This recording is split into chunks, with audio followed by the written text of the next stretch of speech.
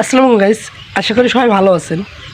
যারা নতুনভাবে খামার শুরু করতে চান, একটি কথা সবসময় মাথায় রাখবেন যে গরু পালন করার সময় আপনার অবশ্যই খড় রাখতে হবে। কেননা আষাঢ় মাসে ঘাসের চাহিদা খুবই কম থাকে। আষাঢ় মাসের সময় বর্ষাকাল, অ্যাটলিস্ট বর্ষাকালের সময় ঘাস পাওয়া যায় না। এর জন্য আপনার পর্যাপ্ত পরিমাণ খড় রাখতে হবে, যাতে আপনার গরুগুলো অন্তত পক্ষে বর্ষাকালের সময় যাতে ঘাসের ঘাটতিটা খড়ে পূরণ করতে পারে।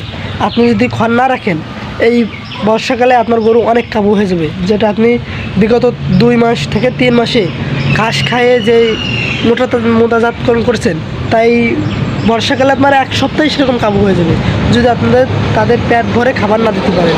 এজন্য যে সময় ধানের সময়, ওই সময় চেষ্টা করবেন পর্যাপ্ত পরিমাণ খড় রাখার, যাতে আপনার বর্ষাকালে এবং শীতকালে আপনার গরুর খাবারের কোনো ঘাটতি না থাকে। এই চাহিদা যদি আপনি পূরণ করতে পারেন বা এই খড়টা যদি আপনি সংরক্ষণ করে রাখতে পারেন এই 2 থেকে 3 মাস, তাহলে আপনার গরুর কোনোভাবে কাবু হতে পারবে না। কারণ পর্যাপ্ত পরিমাণ খাবার পেলে গরু অবশ্যই মোটা হবে।